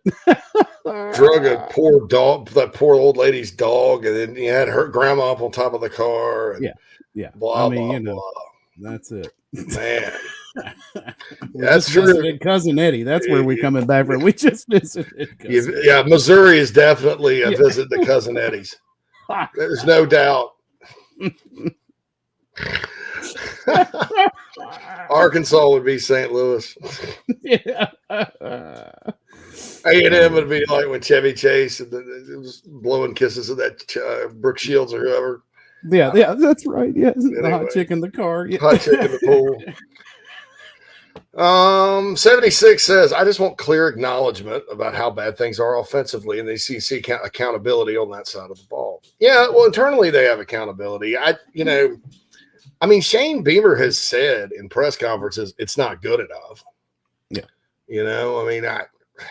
It's going to be hard for a coach to go. See, this is another, it's been interesting around here because the last two coaches, Spurrier and Muschamp, have had such an impact on people, on thinking. And I don't blame you. Because Steve Spurrier, he just straight up tell it like it was in press conferences, right? And then Muschamp was the opposite direction, although he would say a lot of nifty football verbiage that those of us that like that kind of stuff would like. I mean, I thought Will's press conferences were fine. Nobody, but he really never said much, you know. And then you get to Beamer, which is, you know, keep it positive at all costs, right? Mm-hmm. And so because of the Muschamp situation, and because of how Spurrier would just sort of like tell it like it is, I think there's not an unreasonable level of expectation, but an expectation around here that, you know, that being, I guess, brutally upfront and quirky with the media is somehow related to winning. It's not, you know. I mean, who did we impersonate at the top of the show? Bill Belichick. Have you ever seen one of his press conferences? Yeah, you getting anything out of him? No. We're on to Cincinnati. we're on to Cincinnati. We're on to Cincinnati. And it's kind of cool though, because with Belichick, if one of their writers ask him like a football question, he'll pipe up and answer it, and you're like, that guy's a genius. But like these normal, like, how do you feel about the game? Is like, we feel like we're going to play a football game. You know, and he's one of the GOAT coaches of all time. Not doing too well now, but I don't think anybody would argue Bill Belichick can't coach. So there's just a little thing, but I also understand the gaslighting frustration part of it. You know, so that's the deal there. Kreger asked, we had a 60-yard touchdown this year. Yes. Mm-hmm. Game 2. What was that? What was the one to juice? 64. Yeah, I think so. Yeah, 64. You ever seen him? How many times they've really gone downfield like that across the middle of the juice since then? You know, it's just inconsistent. It's so inconsistent. It's frustrating, y'all. I know. Christian says no South Carolina fan would have ever guessed a 5-7 season, no bowl, but sadly that's where we're at. If you lose this weekend, absolutely, you're staring that in the face. Yep. Yeah. You dropped this game on Saturday, and this just can't happen. South Carolina is better than Vanderbilt, man. I know Vanderbilt's going to be all fine. I know they almost won last year. Don't get me wrong; they're not be scared. There's a big crowd going up there, from what I can tell. My buddies are going, the Kentucky crew, and so I mean, I don't think there's any reason why you don't get out of there with a win. You know, especially with Lloyd back. I mean, you could follow the same recipe, run the ball with Lloyd, you know, and throw. And like I said, Vandy's got the worst pass defense in the league. Yeah. You know, I'm a little bit more concerned about guys like Jaden McGowan and their other receiver on offense. Their freshman quarterback's pretty good. Then they got the dual threat guy. I'm a little more concerned about their offense than their defense, to be honest. But, you know, there's been bad defenses Carolina's played against before, and again, you only get 2 touchdowns. When would you like them? Yeah, that's right. You know, can you even have them now or later? VJ says, how would it benefit the fan base or players' attitudes right now? Beamer says our OC and play calling stink and we will make changes. None. The fans would rejoice, but I mean, you know, like I said, you got 4 games left. You're kind of in a situation where, you know, you just got to kind of, like Phil said, you got to keep driving the family truckster. There's no other car. You know, keep rolling with the truckster. Christian says he doesn't have to say anything, but he does have to make changes. Make no changes and tell us you're fine losing out and suck it on out. You mean like mid-season changes? Nah, you can't. You got to drive the family truckster. Changes may involve, you know, game planning and stuff. I mean, you get other people involved with that. So Carolina Titans, like Beamer, is quick to downplay the product on the field, knock the fans with the whole doom and gloom and bad losses, but begs the fans to support. Enough of the coach speak. Time for accountability. Yeah, I mean, look, Shane, he's a person that like thrives on positive energy. You know, he's the guy that, you know, somebody's having a case of the Mondays in the office. He's probably going to tell them. Somebody's having a case of the Mondays. You know, the case of the Mondays, and all that, I think it's just because he cares and he wants to win and he wants everybody to believe. And I think he's still got a large portion of the fan base believing. I think, obviously, I think this is an isolated type of, it's one part of one thing that they do. And it needs to be fixed, obviously. It's like the family truckster doesn't have a tire on one of the wheels. You know, you gotta, Your axles are warped, but your it's axles still are rolling. warped, man. You got to have a whole new chassis. But the good news is the rest of the car is in tip-top shape. So, there we go through that. Lose blah blah blah. Let's remember we're a bounce back team and remain positive. VJ says. Yeah, I mean, I think, and you said it. I mean, this team knows how to deal with adversity. We've seen that. So, I mean, it's not unreasonable to think that we roll up into Nashville and roll out with a win. No, not at all. I mean, I think they have to. I mean, it's this game Saturday is the season because you win this one, even if you lose the last three, you're still going bowling. Second straight year, rally the troops, go recruit, go win the bowl. I mean, heck, how many 7-win seasons did Spurrier have in a row? I mean, it's disappointing because I feel like they left some wins on the table, especially last weekend. I mean, they would have kind of been on schedule had they won last weekend. And the Florida game later, I think that's winnable, but is it winnable with this offense? Probably not, So that's a shame. And it's always a shame when you don't maximize. But, there's a bigger picture here. And I don't think you throw everything out or want to throw everything out or make it so bad that that's the narrative. Oh, you just got to get rid of the head coach, right now. I think you need to give him a chance to fix it. And fix it on his time, Adam says, if we don't score a touchdown on special teams or defense, we don't have a chance. Well, you didn't have a defense. They didn't actually have a defensive or special teams score at Kentucky. In fact, the special teams block kick equaled no points. Yeah. Right. And they didn't have I mean, you could probably say that they did have a defensive score, even though it was not. I mean, it was the first play. They got the fumble. Tonka took it down to the 2, and then Marshawn ran it in the end zone. Mm-hmm. So that's fair. But I don't know. I think at some point, that maybe ended up being correct. But I think the idea is just to play better. I mean, Vandy's not Missouri on defense. RB says, I think firing Sat now increases the confidence of this team. We have a GA who's a former OC. Let him call plays. Can't get any worse. That's not what the read is inside, RB.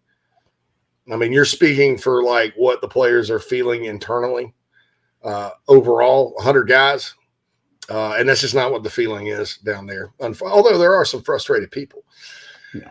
Krager says 24-16 Cox. Adam says, what do y'all think of Graham Harrell, the OC at West Virginia? Keith likes him a lot. Mm-hmm. Southern Cal. Obviously, we all know who Graham Harrell is. He was the quarterback for Mike Leach at Texas Tech back in the day. So that's you can get Graham Harrell in there. Do it. Yeah. Gamecock fan says, with all the craziness going on, how do we stand with Harbor? South Carolina's still in the pole position. NIL is a big factor here with the Park Avenue deal and all that. They're still right there. I don't think I think this is very much the South Carolina offensive coordinator situation is very much an internal Gamecock land deal. It doesn't register nationally. It doesn't register with recruits. It's just basically fans, Beamer, Satterfield, all that good stuff. Christian says, well, I thought so too, JC, but him not doing anything with the offense or saying anything makes me believe he just doesn't know. Well, doing anything, I mean, I think they continue to try to do stuff. I don't necessarily think it's will it work? Who knows? I mean, they tinker with it and stuff. They've tinkered with it for the whole season. They've tried to get it better. Saying something, I mean, it's a judgment call. What's that going to solve? If you do it publicly. Now, if he's not saying anything internally, different story. But that's not what the case is. That's not what's happening. I'm not trying to be Sammy McSorcerson here, with sources say this. No, but I'm saying I know that's not. He's not like going in the coaches' meetings and be like, oh man, we're close, guys. Shoot, we're almost there, Seth. Yeah, we're almost there, buddy. Hey guys. He's passing out candy, and Yeah, but I mean, it's like an iceberg. What you're seeing and hearing from Shane is just the piece that's above the waterline. There is a massive amount of ice under it that you have no idea what's going on. Yeah. RB says detached from reality is a delay of game coming out of a timeout at home. Things are not okay. Nobody's saying they are, RB. No. I mean, nobody's sitting here going, hey. And you can tell Shane's frustrated. That's the one thing. It's like he's letting that frustration come through. He's just not, losing his crap in these press conferences, being like, this guy's a loser and all that. Because what message does that send? I mean, we all know that there are problems. So if we can see it, obviously he can see it. And I mean, we foolish enough to think that he's not going to make a change. He may not do it on your time. But that's what I'm saying. Yeah. A delay of game coming out of a timeout at home is awful. Yeah, it's a terrible look. It was. I was so frustrated. I almost threw something at my TV. I would look, I'd forget. Spurrier's era had some interesting delay penalties and timeouts and stuff like that. Spurrier just called back. He'd call 3 straight timeouts if he had to. Yeah. But you forgive him for that because you know why? He's Steve Spurrier, and he's got a track record. And that's the whole thing about trying to force your players into learning a scheme and not playing guys because they don't know it and all that good stuff. Yeah, Spurrier Jr. used to do that.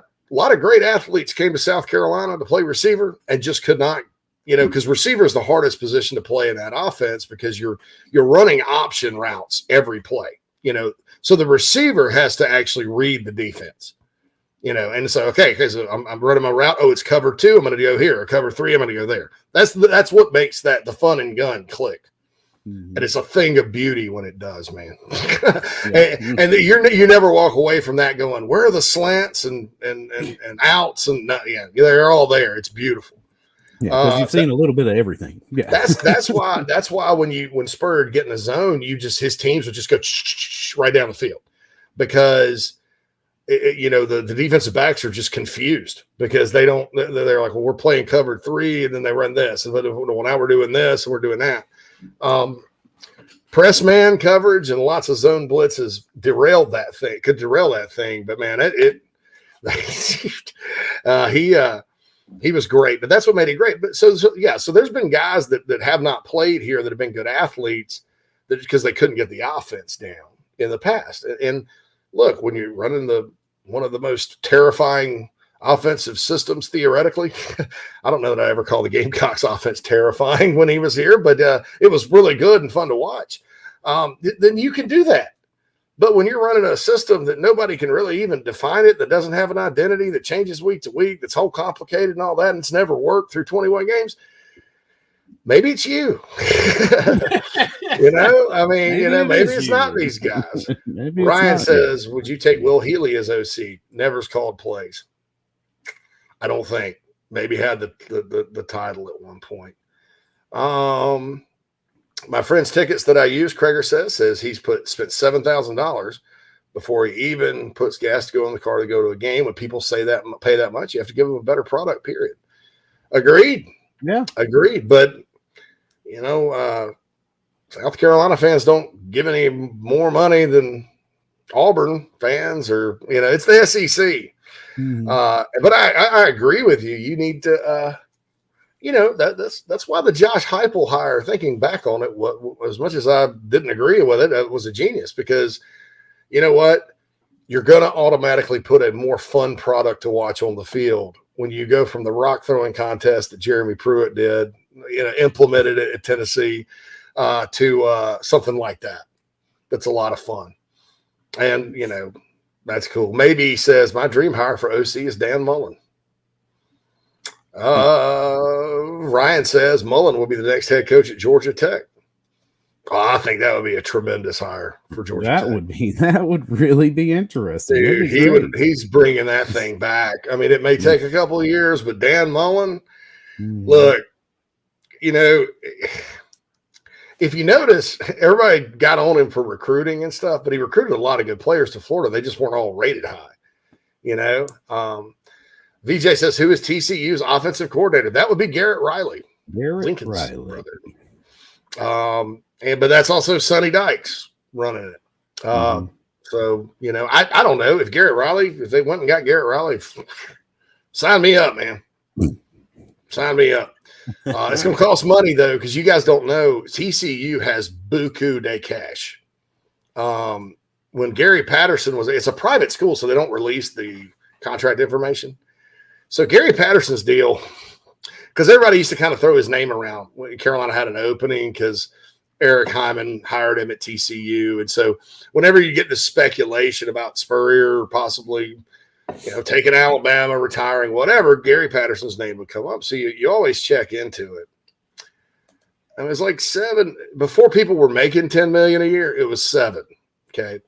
Plus, get this: one of the boosters gave him access to a private jet anytime he wanted it.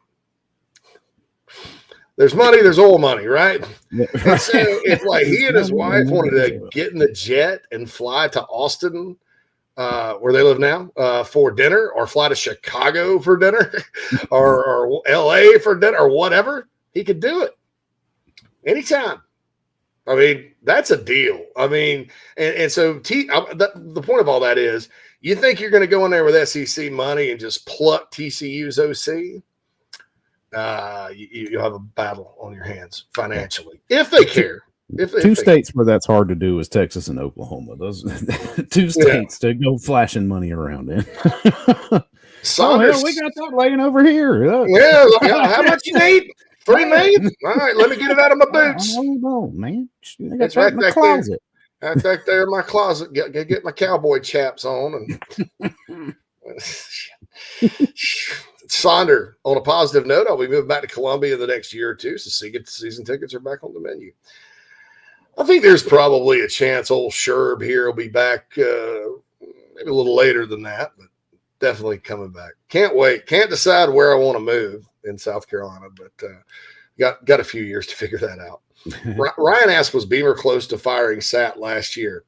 I think had the bowl game gone bad and horribly, probably, there would have been a move made. So yes, all the speculation that the bowl game was a big factor, it was. It was. Quantrell says Beamer is going to make a change. I don't know why everyone's up in arms. He's a competitor. My focus would be on him making the right next OC hire. That's true. And we got a lot of time to discuss that when that happens, because that's big. It's going to be a big hire, and it needs to work out. People are tired of seeing bad offense. Tired. And it compounds things. And like I said, it's not Beamer's fault what happened previously. But I'll remind everyone, Ray Tanner, when he introduced Jay Beamer, he said, the name of the game's offense now. We got an offense-minded coach and blah, blah, blah, blah, blah. And then he started talking about Lincoln Riley. And, it was like, yeah, okay, great. Let's do it. And nothing's looked like that. It's not even close. I mean, there's a disconnect there, certainly. And so that's on him, right? It's not on him that Muschamp hired one good, finally made the right hires last year, in my opinion. But, I do think that stuff, what happened with Muschamp, compounds everything, Quantrell. And think about this, too. Think about last academic year. Football team couldn't score. Basketball team, men's, couldn't throw it in the ocean half the time. Couldn't score. Women's basketball team, national champs, yes. High scoring, not necessarily, but brick layups over and over, some ugly games on the women's side, and Dawn's teams are kind of grinded out defensive minded teams. That's why they win, but they don't really score a whole lot, some of the time. Sometimes they do. Baseball last night, though, man, they put 123, I think it was on, Benedict. Benedict. But yeah. Let's get Benedict over here. All right. Washington Generals. Might be a little harder to do against a Mulkey team. I don't know. That Mulkey rivalry is going to get there. LSU, South Carolina women's basketball is going to get there. And then baseball came, and we all know, even though they had pitching injuries, they still couldn't hit the ball. So there's just a lack of scoring. It's at South Carolina, and I think people are tired of it. They want to see some shots go in. They want to see some dingers over the fence and some, RBI triples and things, and 3-point shots and touchdowns. Maybe says let Step call things. I don't care if it's an abject failure. It can't be worse than that. If you lose to Vandy, it's going to be interesting to see what happens if they lose to Vandy. I don't even want to. I mean, look, we're going to power through the show, win or lose, but it's going to get downright disgusting. Yeah, it'd be ugly. At that point, you lose to Vandy, I'm willing to walk to Wally World. Yeah. The family truckster is getting less. Yeah. We lose to Vandy, we're walking to Wally World. SC Scout Guy says if we make a change at OC at the end of the season, you think it hurts our recruiting class? Well, there's no quarterbacks committed. I think it actually, it hurts you to keep him. I mean, I don't think the O linemen are going anywhere because there's a change. Those guys all know football. Mm-hmm. Maybe it affects Dante Reno. I mean, he obviously is a fan, but Cynical Aries says doesn't Spurrier owe us half a season? Ask him to come back as OC until next year. Hey, you want to really confuse everybody? You want to really confuse Jalen Brooks and Juice Wells and those guys? My gosh, let's bring Spurrier in a week. Shoot, let's just install the fun and gun. Come on, guys. How long we got? Who we put? Vandy. These are called option rounds. Hell, we ought to be able to hang half 100 on them. Spencer, did you see him? Did you see him coaching Spencer Rattler? Like not the good, and I kind of think Spencer would be great in that offense. But yeah, right. How about the confused, mistake-filled Spencer Rattler that we see now? Could you see Steve Spurrier coaching that on the sidelines? We're just going to put Luke in. He was just somebody else needs to play. Luke.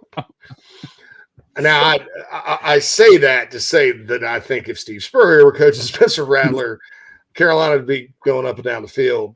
Something tells me, we would not have the same Spencer Rattler. you put that. And think about the offensive line Spurrier used to have at South Carolina, and I know that this offensive line is not. It's probably average. I'd call it average, right?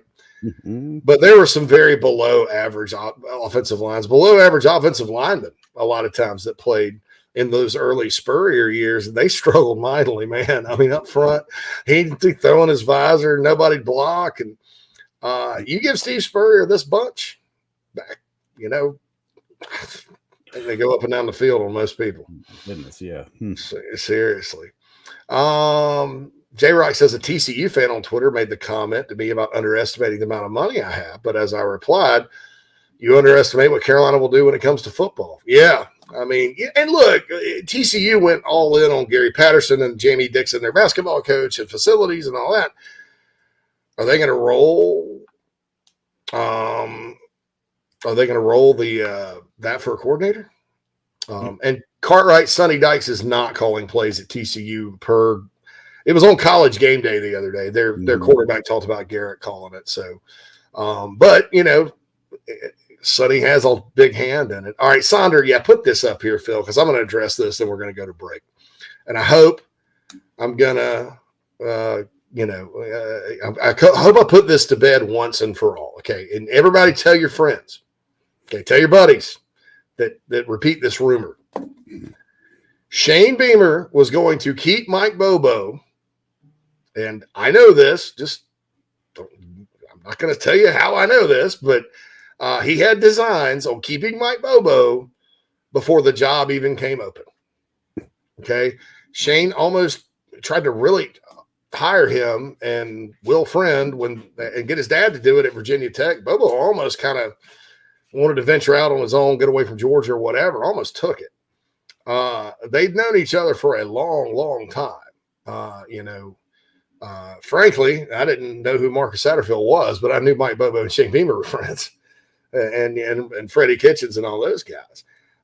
So there was no mandate from Tanner whatsoever to, not pay Bobo's buyout.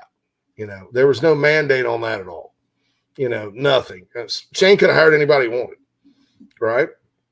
And so, that did not happen. And I know it didn't happen because I know he was thinking about keeping Bobo way before the job even opened. So, and they hadn't, I don't think Shane Beamer was talking to Ray Tanner in, September when the Gamecocks were 2-2, riding out the Muschamp era. So I want to put that to rest once and for all. That did not happen under any circumstances. That's one of those Tanner rumors where people don't like Ray, and so they sit there and try to pin everything on him and all that. And then they see Garrett Riley. They're we could have had Riley if that was the case, and that wasn't the case. That wasn't the case. So there we go, Sonder. I wanted to put that to bed right now. All right, final break inside the Gamecocks, the show on a Tuesday. The Tuesday after Halloween, November 1st. Shout out to my boy Skipper. It's his birthday today. Happy birthday. I'll say happy birthday, Skipper. He's not listening. He doesn't even know I do this, I don't think. But shout out to Skipper. My boy, he is 45 today, 45 years old. Skipper. Big Gamecock fan, too. Big Gamecock fan. All right, we'll be back after these messages. If you're looking to sell or buy multifamily property right here in South Carolina, the Burgesson team of RE/MAX at the Lake can help you get to closing fast and easy. Adam and Derek Burgesson both are very proud Gamecocks and are more than happy to assist you with any of your commercial real estate needs all across the state. You can email Adam at aburgesson@remax.net. That's ABERGESON at remax.net to get your next deal underway. The Burgesson team, proud sponsors of Inside the Gamecocks. Attention golfers of all ages and skill sets. Former Gamecock golfer Meredith Taylor will be a full-time golf instructor in the Midlands of South Carolina very, very soon. You want to take advantage of this opportunity. If you're like me and you got to get a whole lot better at golf, or even if you're looking to refine your swing, Meredith is the person you need to go to. She's competing in her final USGA Mid-Amateur Tournament this summer before going full-time into teaching and coaching individuals. If you're in South Carolina, Meredith will be conducting in-person golf lessons at the Country Club of Lexington, hour on course. She'll play 9 or 18 with you. If you're out of state, though, this is really exciting. She'll be conducting virtual lessons. You can send in your swing for her expert analysis. Also, in November, she'll launch an online course with video instruction for all ages and skill levels. Meredith has 20-plus years of knowledge, former SEC golfer, all of that. So contact her on Twitter at MerTaylor, at MERTAYLOR, or go to McKellarEnterprises.org. McKellar spelled MCKELLAR, Enterprises.org. Her email's on the website, so you can connect with her for any other questions. Go get your golf game in order. Take advantage of Meredith Taylor and her services. Family vacations, a new car, a new boat, all cost money, but you don't necessarily have to make more to afford any of that if you can save cash that's flying out the window now. iHelp Consulting can help you finally get the kids to Disney World, upgrade the minivan, or drop that new boat in the water next summer. Let Daniel and iHelp Consulting consult with you. No fees, just savings. You pay them a percentage of those savings. Save on essential services, credit card fees, you name it. Let them find it. These folks are incredible. iHelpConsulting.com. How can I help you? Hey folks, JC here. I've told you about Nana's Porch over and over again. They sponsor our chat box on the show. Don't take my word for it, though. I wanted you to hear from Gamecock pitcher Noah Hall about our sponsor, Nana's Porch. nanasporch.com. Go there. Food truck, catering, whatever you need. Take it away, Noah. What's up, Gamecock fans? This is pitcher Noah Hall. If you want some delicious food for your event, I suggest visiting nanasporch.com today to find out what they all have to offer. It's really good Southern cuisine based out of Charlotte, my hometown. I hope you guys go check it out. Go Cox and go Nanas. Hey, man, are you sick and tired of your business computer guy? Yes, he takes forever to call me back and doesn't always respond to the requests. Yeah, same here. I'm paying him good money. I constantly have issues, and I'm worried he's not backing up my network and securing it properly. Oh, I feel that, man. My head hurts, but I have a good lead on a good idea. I'm calling your boy Matthew Odom today from Heritage Digital. Heritage Digital is an IT firm that specializes in making sure your IT network runs like a dream. If you have 1 or 500 employees, it doesn't matter. They do it all for one monthly fee and have clients from South Carolina all the way to California.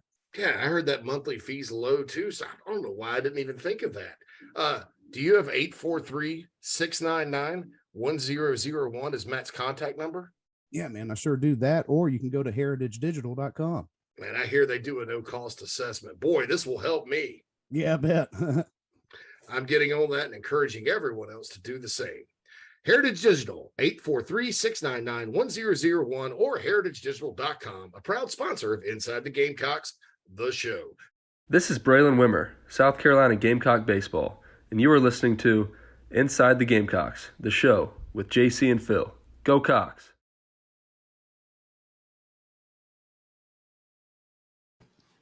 Welcome back.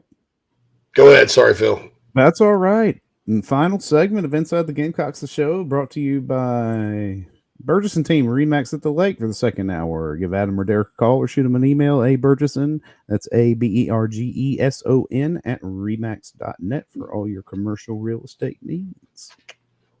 All right, so Jaheim Bell, I guess, faced the media today. Bell, it's not really why I'm not out there. It's personnel packages. Wasn't expecting to only get 9 snaps. Planned on having a big game. Damning, more damning speech from the play. Yeah. All right, Evan has a good point here. Does Sat know that teams still run slants in the NFL? He was only there a year, dude. Yeah, he was the assistant offensive line coach. Okay, let's get real about that too. Okay. Yeah, here you are. You got a guy that's, been in that orbit, obviously wants to be an offensive genius at the next level. Well, stay there. Yeah, but we just don't need that here anymore because that's not. Stay there. Yeah. Same thing happened to Kurt Roper. Right. I think. Mm-hmm. Spent 1 year in the NFL, kind of getting coffee with the Browns, and came back and wanted to make Jake Bentley as a true sophomore into Peyton Manning. Right. But he threw great slant passes and stuff. I mean, it wasn't as weird as this. No, because it is with the passing game's weird, dude. I mean, it's like all working the sidelines and safe passes, and there's nothing aggressive about this. Since the Arkansas game, there's been nothing aggressive. Well, Georgia, maybe they took some of that. I don't know what shots they're calling that aren't working, but they never throw it over the middle of the field. So.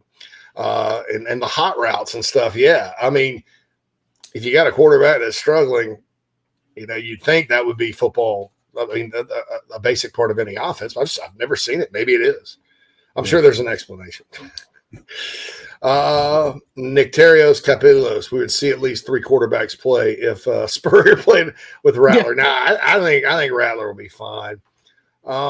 Seth SC Scout guy says going to a lower level and getting Clayton White has worked out well. Do you think Shane will try to find a gym at a lower level instead of hiring a current Power 5 OC? I don't know. Current Power 5 OC, who, I mean, I don't care about that. But it's a great question, SC Scout guy. Don't get me wrong. I'm not going to put a criteria on it to say this guy needs to be, one of the masters of the SEC calling plays. But I do think what they have to do is this. You have to have a guy that has a long track record of success. And by long, it could be 3 years, 2 years at a lower level school. But a guy whose offenses consistently go out there and perform and put points on the board and pile up the yardage. That makes sense. I mean, option offenses obviously do that, but you're not going to go hire the guy from Army and run that at South Carolina. I mean, it'll ruin your recruiting. But but that's the thing they need to do. Somebody with that going in. Okay, this guy did it big time here, and so you need to go. Hopefully he can do it here. Not a guy that's kind of been up and down and been all over. Gotten demoted, whatever. I mean, that said, sometimes you find a guy like that, and I go back to one Rob Spence, the mad scientist at Clemson University. That was the first thing Dabo did was fire him. Complicated offense, all that good stuff. He put up a ton of points and yards at Toledo, and so you kind of got to look at that too. How complicated is what you are doing? How much into the weeds are you going to get? I mean, look, Ellis Johnson's probably one of the better defensive coordinators South Carolina's ever had. The scheme that he ran at South Carolina, it's the same scheme he ran at Spartanburg High School. But in his thing, keep things as simple as possible and go fast. And that defense, his defense, fast. They played fast. Mm-hmm. They played fast. Saunders says, thanks for the clarification. The story didn't line up with what I've heard from my sources as well. Good, yeah. Saunders. That's good. Yeah, it didn't. That's it.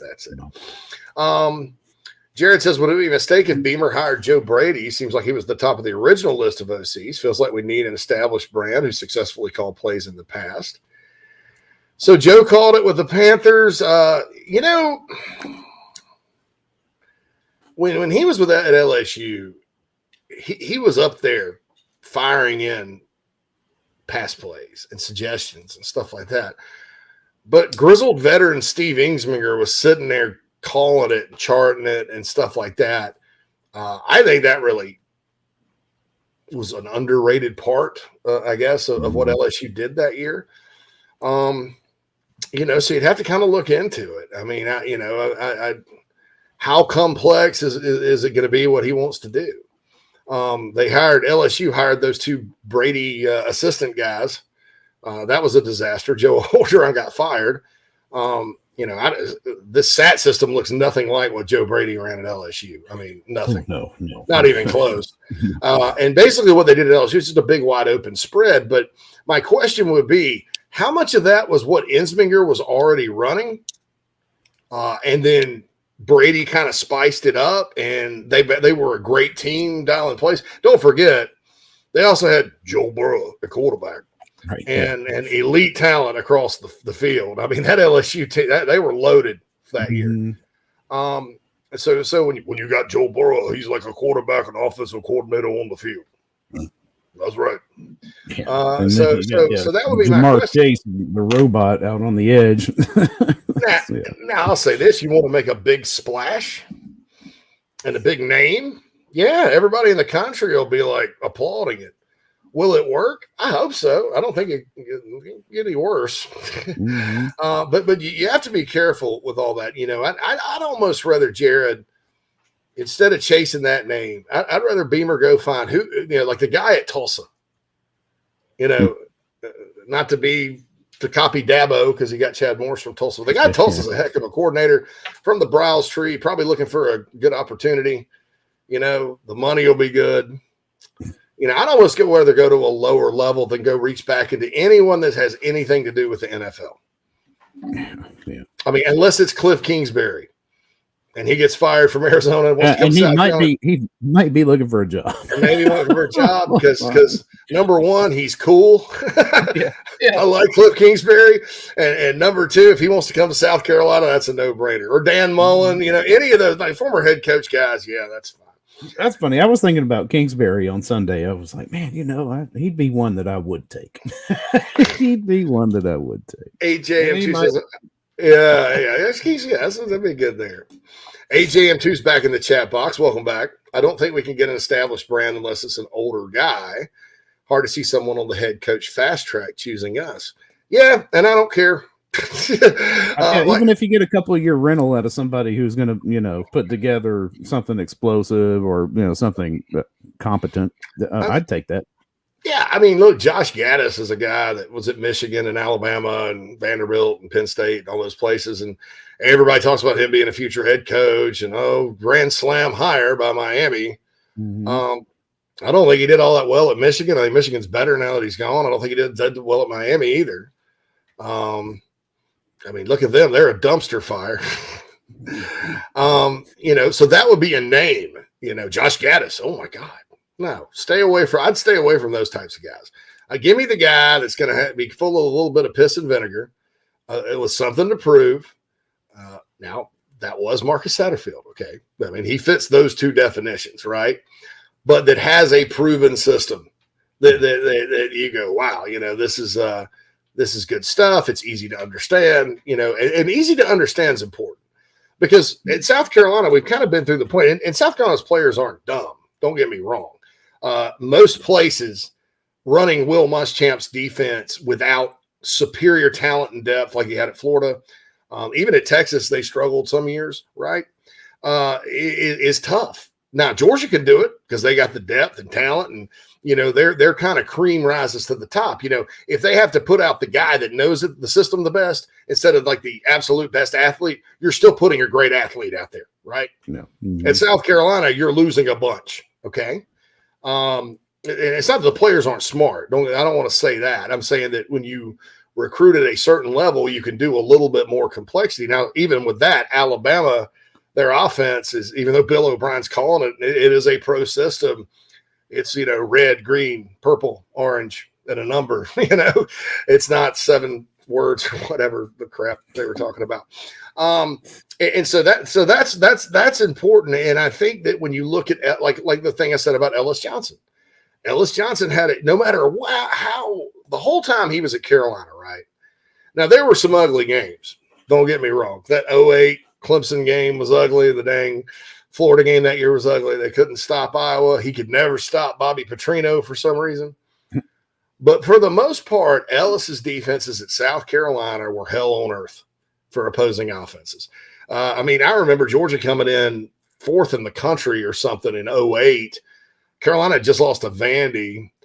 Gamecocks lose that game 14-7 with Matt. And I think they had Matt Stafford and all those guys. Yeah.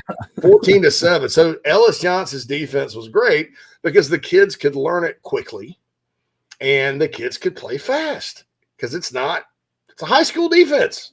They need to take the same approach behind the scenes on offense. You can make it look, you know, like anything you want. Kendall Browse doesn't even use a playbook, okay? That's how not complex what he does is. But it looks like this crazy science project out there sometimes, formationally and all that. That's what you want. Easy to learn, hard to stop, okay? This offense they're running right now is hard to learn and easy to stop. Yep. Jared says Jim Chaney would not be sexy, but is a good hire. Yeah, he can call plays, circles around anybody else. Hey, JC, the rumor I heard was that Garrett Riley wanted to come here, but Beamer chose Satterfield. Do you know if that's true? Nah, it's not true. There was some talk with Garrett Riley, and then I was just told all of a sudden they kept Bobo. I don't think Riley would have wanted to do a co-coordinator thing, so they kept Bobo, and then Bobo leaves, and Beamer went immediately to Sat because he just kind of been talking. I think it was almost like remember how George W. Bush picked Dick Cheney to be his vice president? Like he was talking to Cheney about who he should hire, and he was like, "Well, so why don't I just make you the vice president?" Yeah, it was like, he was the head of the search committee or whatever, yeah. And then next thing you know, he's got the guy, he's got the job.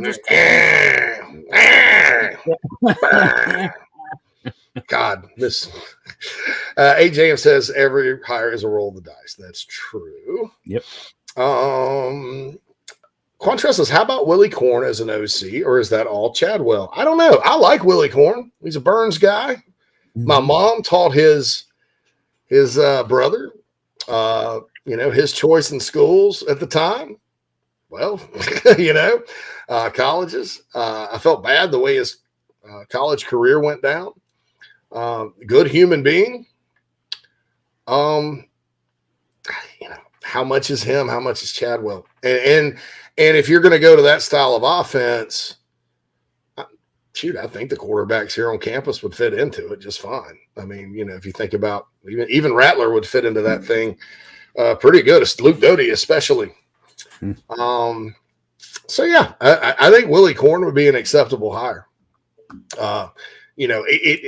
It kind of borders on the gamble thing because of the guy that works for the guy scenario I have, right?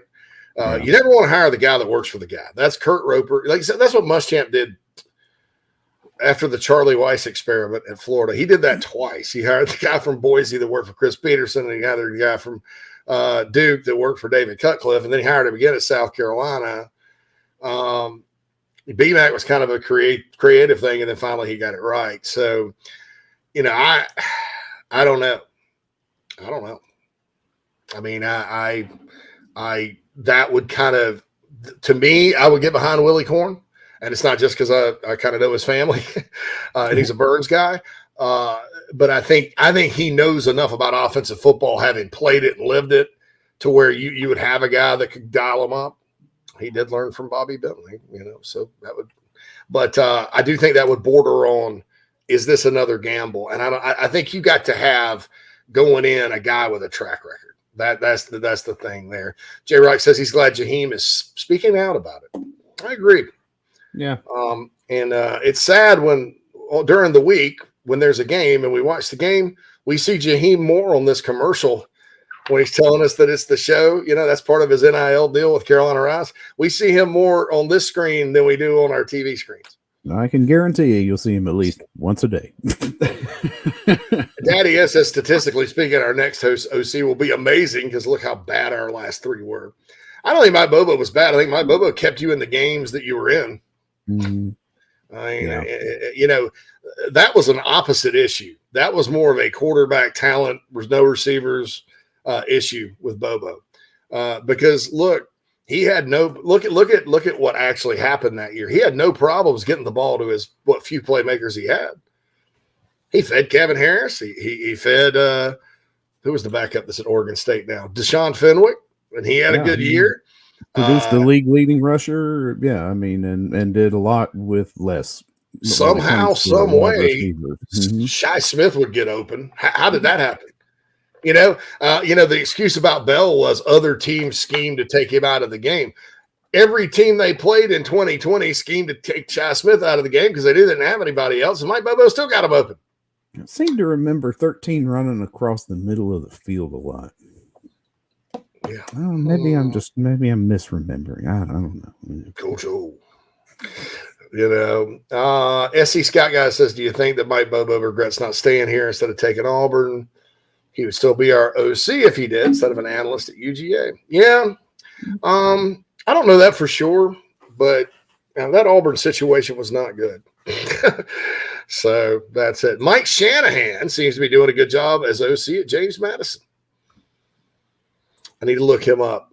Now, they're number 1 in defense, JMU is. So, maybe he points out that Dick Cheney was a lot more effective as VP than Satterfield has been as OC. Touchdown, Carolina. Touchdown, Dick Cheney. Touchdown, Dick Cheney. I was hoping like Nate Atkins would catch a touchdown, so we'd hear touchdown Carolina, touchdown Greg Atkins. I'm never gonna dance again. I stole I'm never gonna dance again from that Florida Panthers guy. Yeah, that was good. Cartwright says, okay, so I want Mike Shanahan. Final answer. So are we talking? I don't know much about Mike Shanahan. Is he of the Shanahans? Is that what we're talking about here? I think so. Okay. Yeah, that's a very unique name. JMU's offense is interesting. I mean, it's kind of a wide open deal. I mean, just look at Juice Wells and the numbers he put up and how well he performed. Yes. So. He says, happy if Gamecock fans really want to change at coordinator, stop selling out Williams-Brice and showing up for games till the change is made. All that does is hurt the program. Yeah. Not showing up because you're mad about the offensive coordinator. All that does is tell recruits that, hey, these fans don't, they're losers, That's not being a winner, doing that. Now, look, if things got really bad, like at any place, like in Arkansas, when they had Chad Morris and it gets that bad and they didn't start, that there was half the stadium was full because they were unhappy, that's quite another thing. But you don't stop. I mean, why? It's like taking a meat mallet and beating yourself in the face because it's never going to get it. You're never going to get to that next level if you don't recruit. And it's hard to recruit when you got, people that think that they're protesting or whatever, and it's going to work. So, now I think you still go pack it out just like you've done all year. Yeah. And all that good stuff. There's only one more opportunity left. So, Yeah, there's one game. Loud, make it rowdy. Mm-hmm. Hey, and Tennessee's booster, one of their big boosters, God, they got a lot of money up there. That's another thing I was going to say about that last thing, especially with recruits, is your brand is not big enough, and neither are your NIL coffers to be able to have recruits come into a quarter-filled Williams-Brice Stadium looking like, Miami does every week. Yeah. They can overcome that with money and brand. Yeah. Not South Carolina. And I'll say this too, to wrap it up today. I mentioned that about Tennessee. One of their boosters bought all the remaining tickets at Sanford Stadium this weekend that were on Ticketmaster, right? All of them. And he's giving them away to Tennessee just fans. Giving them away. Just so I want Georgia to feel like they're in Tennessee. Here's $1 billion. I hope that doesn't become a trend in Columbia the next week. We're looking at a sea of orange. We know they bring, they haven't been good in a long time. Yeah. But when they're good, they bring a pretty big crowd down. So we'll see what happens. All right, guys. We got to wrap it up for today. Tomorrow we'll have Jamie Bradford in here. Anybody else tomorrow, Phil, or just Jamie, just JB? No, we just got our regular friends this week. Just our regular friends this week. So we'll have all that for you for the rest of the week as we churn on towards Vandy. We're on to Vanderbilt. We're on to Vanderbilt. So we'll talk to you guys tomorrow. Don't forget the Inside the Gamecocks mailbag, the iHelp Consulting mailbag, InsideTheGamecocks@gmail.com. You can also always catch this on Spotify and Apple. Yeah, within a couple hours after we get done, usually sooner. For Phil Mullinax, it's JC Sherbert. This has been Inside the Gamecocks show. Everyone have a wonderful day.